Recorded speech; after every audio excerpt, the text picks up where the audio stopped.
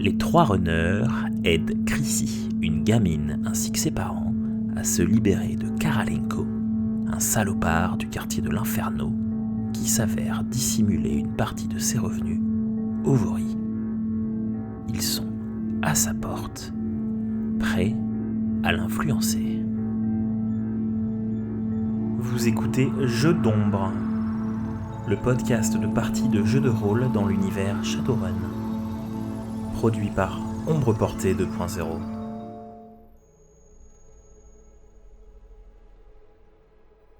Donc on s'approche et moi je vais lancer un sort de contrôle des pensées pour lui ramener en tête que il a pas mal de choses à cacher au Vori, que ce serait pas une bonne idée que le Vori apprenne trop de trucs.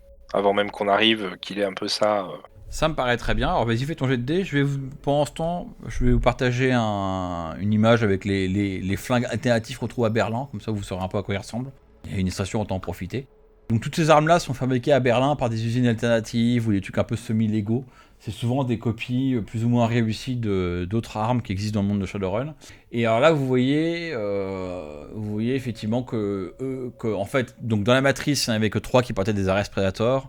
Mais physiquement, vous voyez que Karalenko, en plus d'avoir lui-même une AKM2 MP2 en brodoulière, enfin il a une petite mitrailleuse légère, ces hommes de main qui sont un peu autour du camp, eux ont des Sorokin G9, donc en fait des espèces de mitrailleuses lourdes, ou des fusils d'assaut plutôt. Ce que je vais vous décrire un peu les lieux pour commencer par ça c'est important. Donc comme je vous l'ai décrit dans l'astral, en fait c'est un terrain vague coincé entre différents bâtiments qui a été phagocyté par des caravanes et par des roulottes un peu installées en cercle. En fait, il y a à l'entrée il y a une seule entrée au truc. À l'entrée, il y a une arche qui est écrit, sur lequel il a été écrit à l'aide de fils de fils lumineux rouges. Ils ont écrit le nom de l'endroit qui s'appelle Rote Irma, donc la Irma la rouge. Et en fait, c'est pour indiquer que c'est un bordel. Donc il y a évidemment plein de petits lampions qui éclairent chacune des roulottes avec des lampions de couleur rouge. Donc la lumière rouge est assez dominante. C'est quand même assez, c'est vraiment pas propre, c'est vraiment pas ragoûtant. C'est-à-dire que vous avancez, c'est un terrain boueux et fangeux. Il a plu encore récemment, donc tout le sol est gadoueux. Il y a pas mal de plantes qui ont commencé à envahir les caravanes et les roulottes qui n'ont pas bougé depuis très longtemps. Les caravanes et les roulottes sont pas en très bon état. Leur peinture est plus que craquelée. Hein. Et même parfois, vous apercevez un stand dans lequel il manque des lattes ou des trous dans les parois. Et vous pouvez apercevoir les travailleuses en train de faire leur œuvre avec le client du soir. Bref, ça fait pas rêver. Et en plus, à cause du fait qu'il y a beaucoup de lumière et qu'il fait relativement chaud, il y a une sorte de condensation qui fait qu'il y a toujours une petite demi-brume, on va dire. Et alors, au milieu de tout ça, au milieu de ces filles qui attendent, alors on dirait pas poliment que les travailleuses qui sont là sont pas de première fraîcheur, mais au milieu de ces filles-là, vous avez quelques soldats du Vori, hein, ils sont ce qu'ils sont. Donc des mecs généralement plutôt baraqués, certains ont même un peu des augmentations, généralement pas des augmentations cybernétiques, sinon je les aurais signalé à Weasel. Et donc, comme vous avez prévu, il y en a effectivement, quand vous rentrez dans l'endroit, vous voyez qu'il y en a au moins une demi-douzaine. Et au milieu de tout ça, en fait, vous le repérez grâce à l'icône, au fait que vous avez tagué son comlink, près d'une des roulottes qui a l'air d'être en meilleur état, mais qui a l'air aussi de ne pas être une roulotte dédiée au fait de faire travailler des filles, mais plutôt, on va dire, à la partie admin. Et ben, vous avez Karalenko, donc un mec qui doit avoir la trentaine, une gueule assez patibulaire, une grosse barbe bien brune, des lunettes de soleil alors qu'il fait nuit. Bon, vous devinez que en fait, tu le sais par son comlink, c'est des lunettes AR, hein, donc voilà. Donc il voit des choses à travers ses lunettes. Et donc, il dit, pendouillant sur sa jambe, il y a son AKMP2. Voilà pour le décor. Ok, donc, écoute, je m'approche de la roulotte, d'un pas décidé.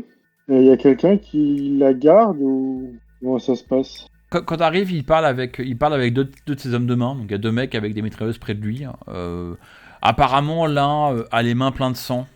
Tu vas comprendre avec 2 mots d'allemand qui t'arrivent qu'il y avait un client qui a dû pas vouloir payer ou qui a pas été poli avec une fille. Et donc un de ces mecs a dû le dérouiller un peu. Et là, il est en train de parler avec Karalenko un peu énervé. Puis il bande sa main, quoi. Bonsoir messieurs, désolé de vous interrompre en plein travail. Je souhaitais m'entretenir un petit peu avec vous, en regardant Karalenko. Je vous aurais quelques minutes à m'accorder. Karalenko te regarde un peu suspicieux, il lance un petit regard à ces deux hommes de main qui du coup restent, ne partent pas faire autre chose. Et il fait c'est à quel sujet là? Parce que les filles qui sont libres, elles sont devant leur porte, hein, donc vous avez qu'à faire votre choix. Non, c'est au sujet d'argent que l'une de mes amies vous doit. Très suspicieux, il te lance un regard, il baisse ses lunettes de soleil pour te le regarder droit dans les yeux. Tu notes qu'il a des yeux verrons. Il te lance un regard un peu mauvais et il fait t'es venu pour payer pour elle ou pour t'attirer des emmerdes? M'attirer des emmerdes, en général, c'est ce que je préfère. Je dis avec un petit sourire. Non, je viens pour le compte de la jeune Aïcha. Je vous paye sa dette depuis déjà trop longtemps. Et je pense qu'elle a largement payé ce qu'elle vous devait. Et je suis sûr qu'entre personnes de bonne compagnie, on pourra s'arranger. Alors du coup je vais te demander à ce stade-là de qualifier un peu ton jet de dés, donc fais un test d'intimidation, parce que là pour le coup c'est pas la négociation, hein, c'est vraiment l'intimidation. Ça sera celui qui aura la plus grosse. En fait du manière générale je pense qu'avec le Vori tu peux pas négocier, tu peux que intimider. Ils sont immunisés contre la négociation. Et du coup il y a le +2 grâce à mon sort. Ok, le beau parleur va pas m'aider. Par contre, mon processeur d'analyse empathique devrait m'aider, effectivement, à voir un petit peu comment il réagit. Donc, on a dit intimidation, ça nous fait donc 8, plus 2, plus 1. Allez, roulez jeunesse, 2 succès, c'est une catastrophe. Je dépense un point de chance pour relancer ça. Vas-y relance. 3 succès. Oh mon dieu. Oh c'est terrible. Bon, effectivement, ouais, t'avais quand même lancé un total de combien de dés t'as lancé 11 dés, bon bah 3 succès, bon en même temps c'est la moyenne, tu me diras, bon, t'aurais pu espérer plus, effectivement. Alors, je vais du coup vaguement faire un jet de résistance pour eux, pour voir un peu qualifier à quel point eux résistent à ton truc. Ah ouais, 7 succès sur 9 dés, mon voilà. salaud. Je vous dis, hein, c'est une catastrophe. Hein. Il faut que j'arrête de lancer les dés, moi, c'est terrible. Hein. 7 sur 9, tu peux quand même préciser. Ouais, 7 sur 9. 7 sur 9, ah oui, pour l'enregistrement, 7 sur 9. Donc effectivement, ça se passe pas très bien parce qu'il n'est pas du tout impressionné par ce que tu racontes. Et en fait, dès l'instant où tu dis, bah moi je les emmène avec un petit sourire, les deux mecs qui étaient près de lui commencent à mettre leurs mains sur leur mitrailleuse, prêts à se positionner. Lui-même se redresse avec une posture que tu interprètes comme étant, genre je suis pas prêt, je vais pas me faire facilement marcher dessus sur mon terrain quoi, donc ouais ça s'engage très mal. Alors ils sont pas en train de vous tirer dessus, hein, c'est pas un combat, mais très clairement là le premier échange n'a pas abouti en votre faveur. Alors tu voulais faire un truc d'MG pendant ce temps, je t'écoute. Voilà, donc je remercie mon sprite cracker et je vais piler un sprite erreur en parallèle pour pouvoir au besoin limiter les attaques d'armes à feu. Ok. Alors, vas-y, je te laisse faire ça, hein, donc voilà. Alors donc là-dessus, il rembraye, je pourrais répondre à ce que tu viens de dire, hein, John Toll, il dit, écoute, ta copine là, Aïcha, avec les taux comparatifs d'intérêt, elle nous doit maintenant environ, combien dit-il en demandant un de ses hommes de main qui fait semblant de sortir un comlink, 3500 €, elle nous doit la gamine. Elle nous doit 3500 €. Donc si toi et tes copains là, et ton mioche, dit-il en désignant mais des dédaigneuses Weasel, vous avez 3500 € à nous passer, aucun problème. On éponge la dette et puis le problème il est résolu. On dit pas ça, on dit pas vorim. Hein. On est là pour faire des affaires, ça me va très bien. Par contre, si tu crois qu'avec ta gueule dans pas fait et tes deux nabos, tu vas m'impressionner et qu'on va oublier une dette de 3500 €, là par contre, il va falloir qu'on t'explique des choses quoi. Dit-il en faisant claquer ses doigts.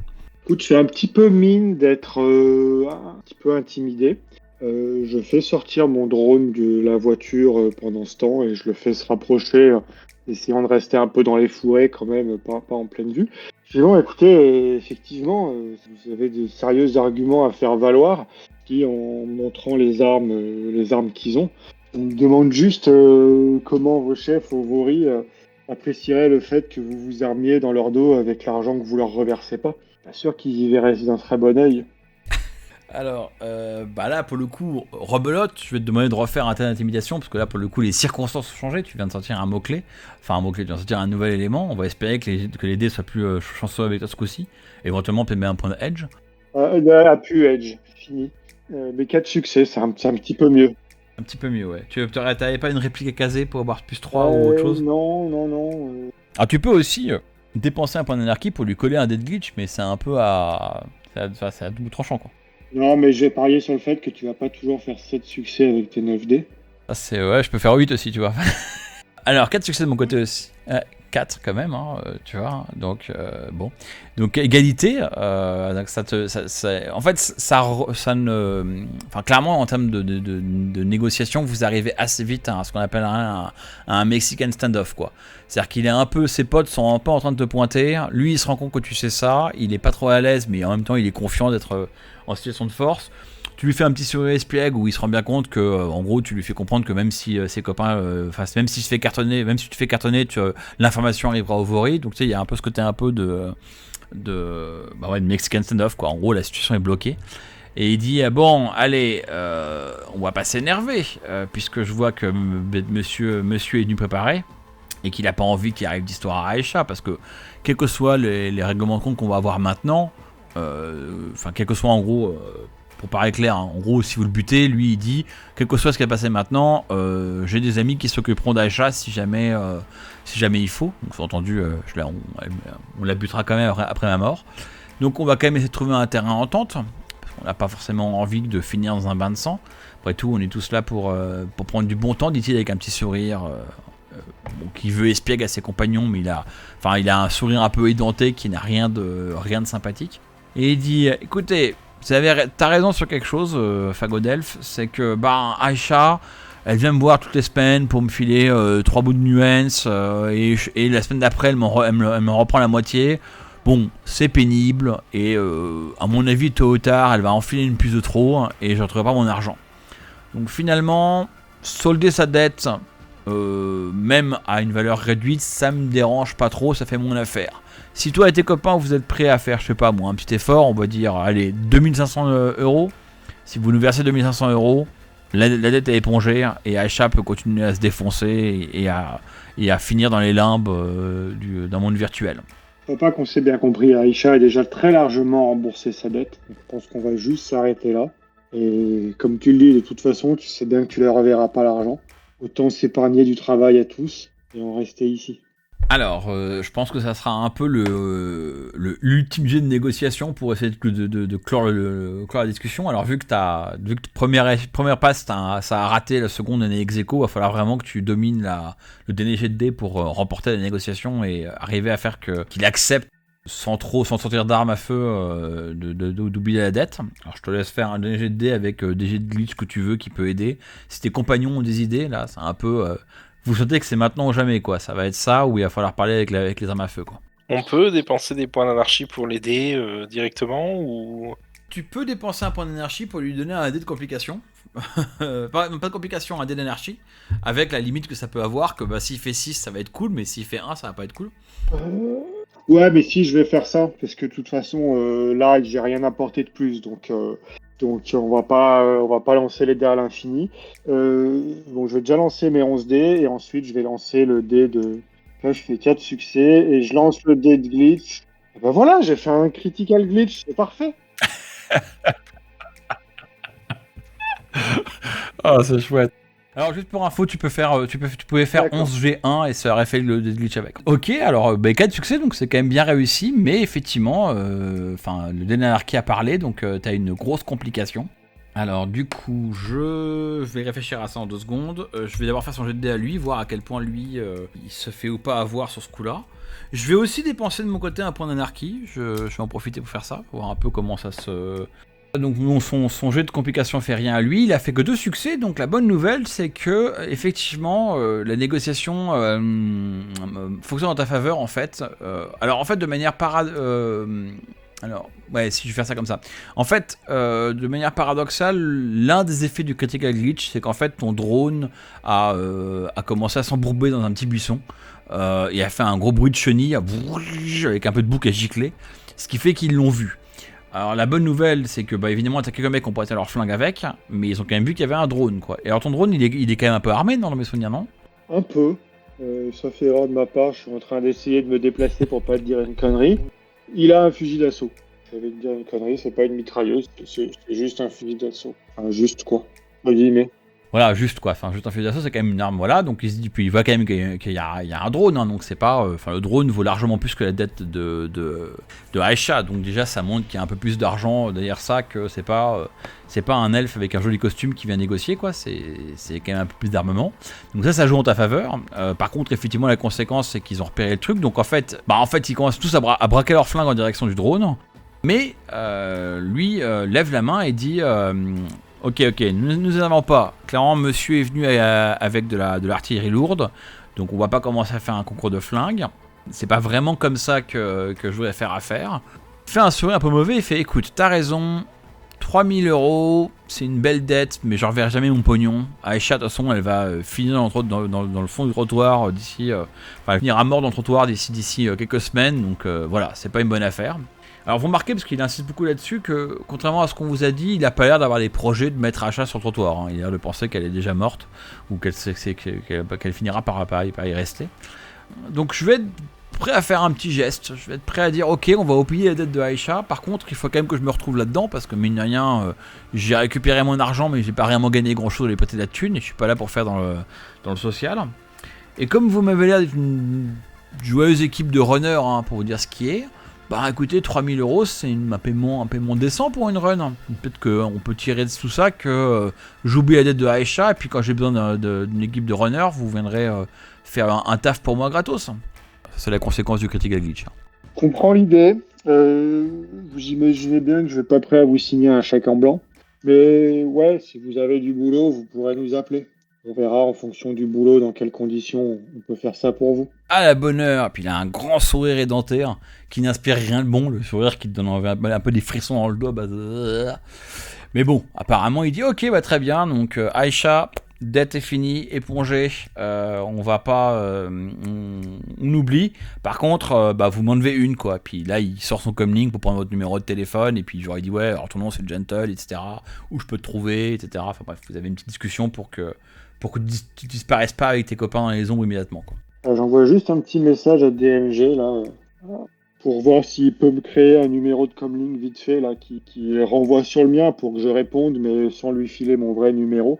Je pense que c'est quelque chose qu'on sait faire habituellement. Non mais ça vous avez ouais.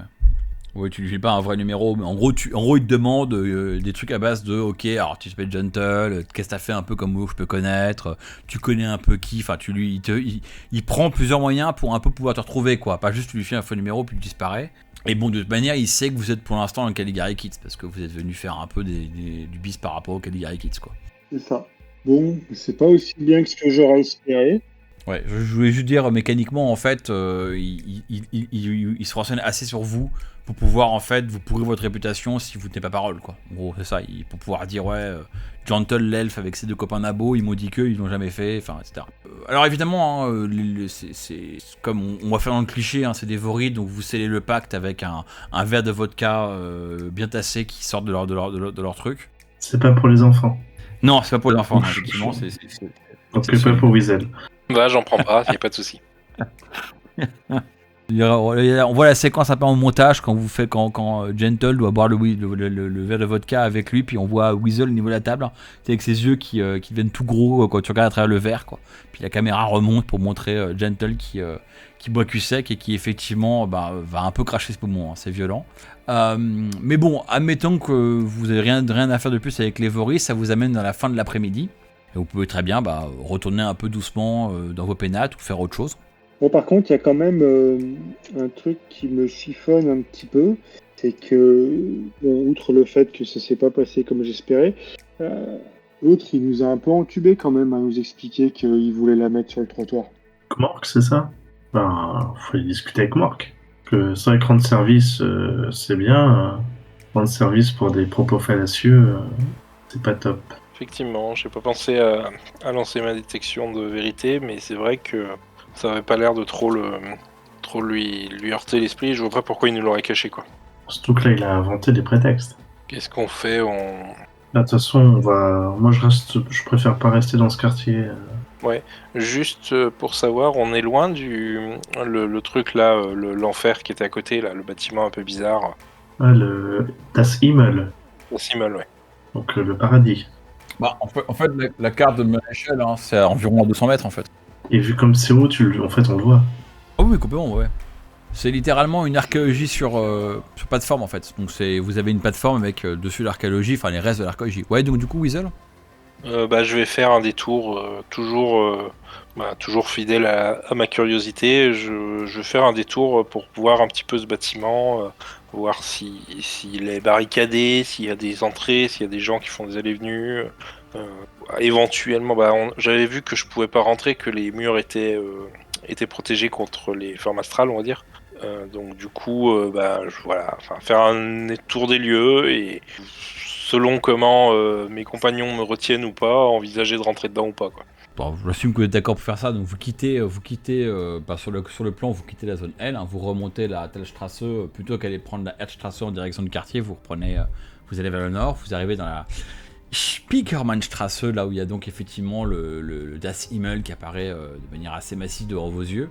Alors, Weasel, tu vas commencer à se repérer un peu comment tu peux rentrer. Il doit y encore avoir, vous imaginez qu'il doit encore avoir des escaliers de secours et peut-être même des ascenseurs encore fonctionnels dans les pylônes pour monter en haut de la plateforme.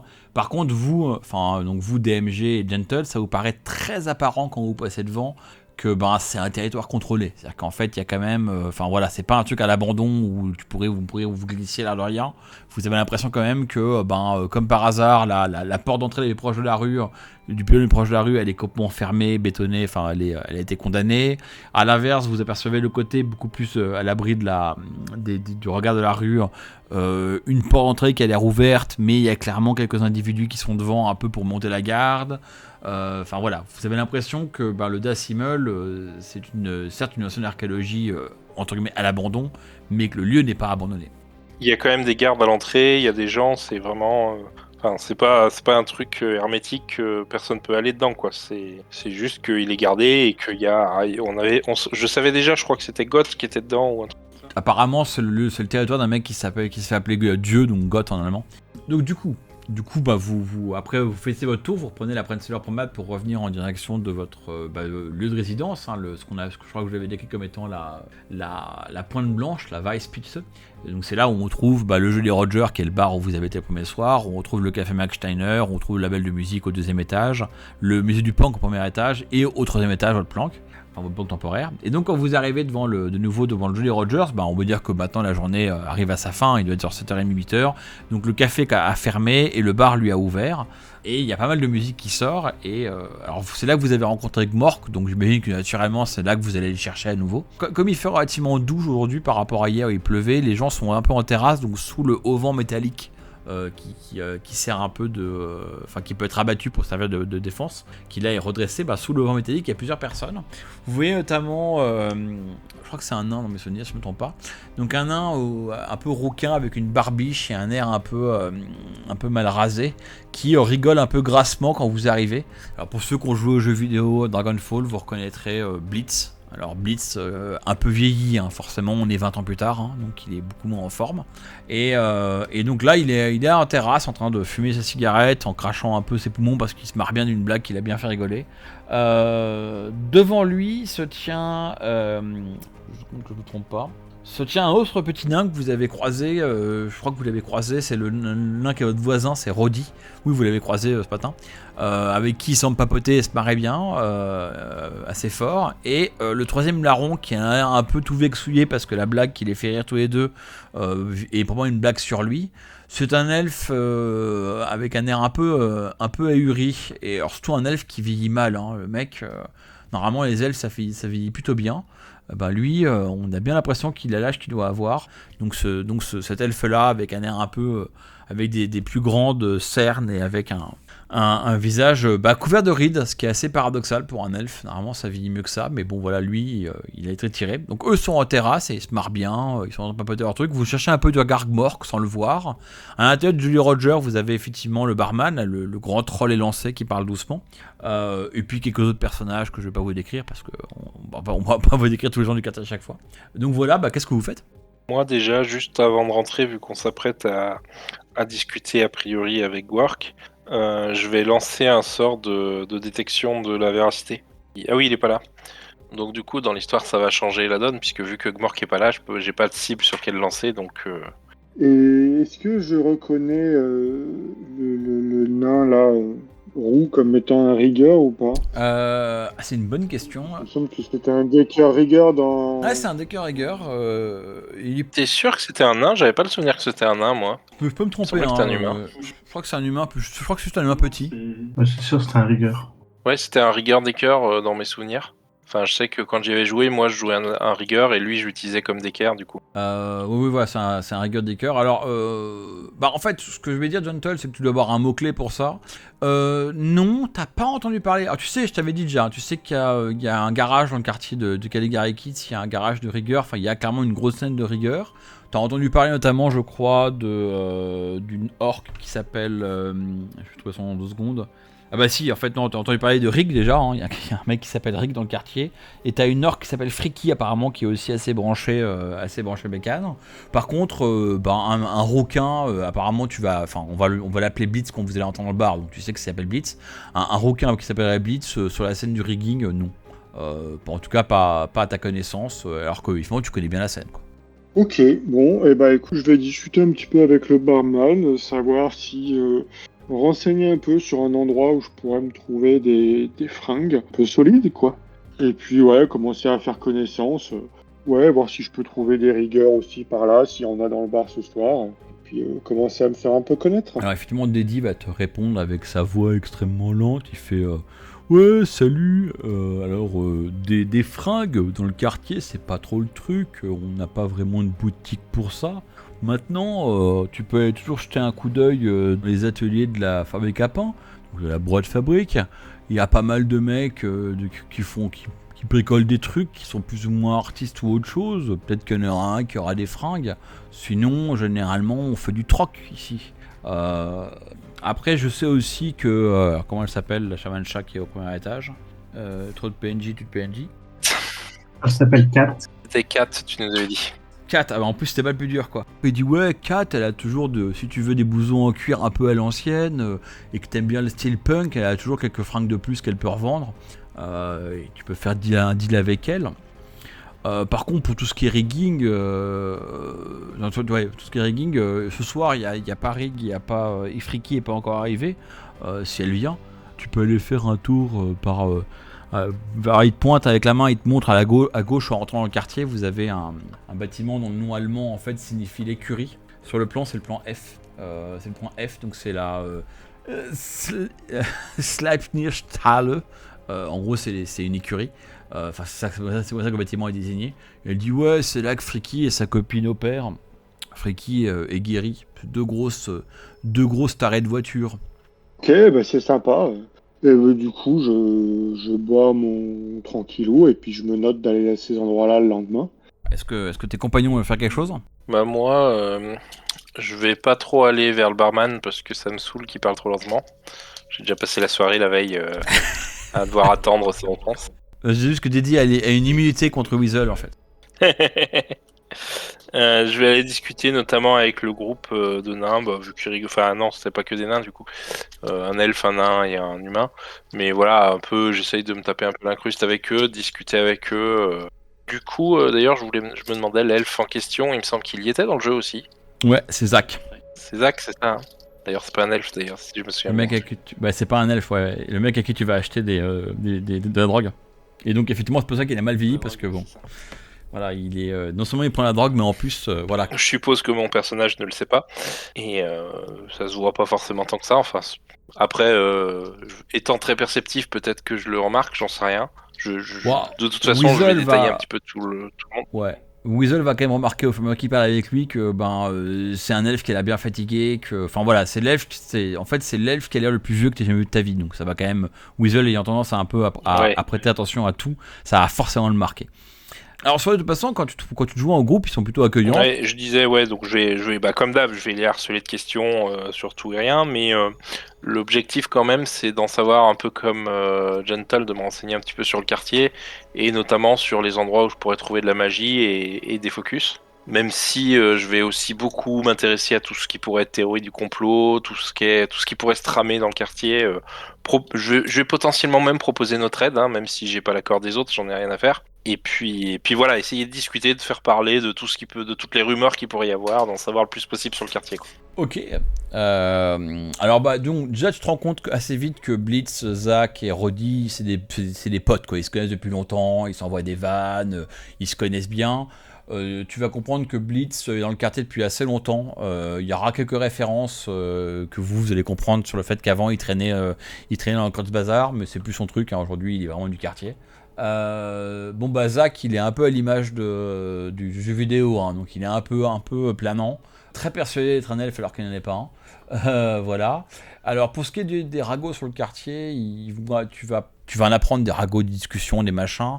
On va dire rien de concret, mais éventuellement tu pourras me dire des autres parties si jamais tu as besoin de faire genre ah oui, est-ce que dans les ragots qu'ils ont racontés, il y a un truc qui maintenant a du sens, donc voilà, tu pourras faire ça.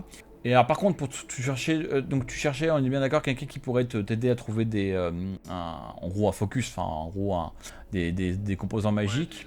Ouais, des artefacts. Enfin, de la magie en général. S'il peut m'apprendre des formules de sort ou autre, je serais pas forcément contre. Mais l'idée, c'est que je cherche un focus de maintien. Donc voilà, je me dis que je pourrais trouver. Ce qu'on t'explique, c'est qu'effectivement, alors on t'explique qu'il y a un mec dans le quartier qui est un orc qu'on appelle Gundalf, mais alors contrairement à ce que son nom veut dire, c'est pas du tout quelqu'un de magiquement éveillé. Par contre, alors pareil, Kat, qui pourrait, enfin Caitlyn en fait, qui tient le musée de punk. Elle, c'est une chamane chat. Par contre, en parlant avec Blitz, moins avec Zach, mais avec Blitz. Alors Zach, il prétend être magicien. Il dit oui, le pouvoir de Kat, je le connais, mais il n'est pas à la hauteur du mien. Et t'as Blitz qui dit arrête de la merde, Zach. Non, mais en fait, le truc de Kat, dit-il en mâchant sa cigarette, c'est plutôt la magie, les sortilèges, quoi. C'est pas une enchanteresse. La seule personne du quartier qui fait un peu qui pourrait probablement te dépanner, te dit-il, c'est Nimu. C'est un elfe, hein, comme moi, dit Zach. Puis t'as Blitz qui roule des yeux. Ouais, c'est un fagot d'elfe. Il a un petit atelier dans la boîte de fabrique, donc la fabrique à pain. Blitz a un petit sourire amusé, puis Roddy aussi, il dit ouais, alors il aime bien être elfe, c'est-à-dire qu'il se balade avec sa robe, pieds nus, enfin il a des tenues en robe, il se marche pieds nus, il a des yeux très sages, et des longs cheveux bien tressés avec un bandeau d'argent. Enfin, on dirait il ressemble plus à Elrond dans les films du Seigneur des Anneaux qu'à un personnage de Run, quoi. Il est décrit comme étant un mec qui vraiment aime bien prétendre être un plus elfe que elfe, quoi. Alors il y a même évidemment il raconte, il fait croire aux gens en tout cas de ce que des Blitz que il y a très longtemps dans une autre vie il aurait forgé une puissante épée magique.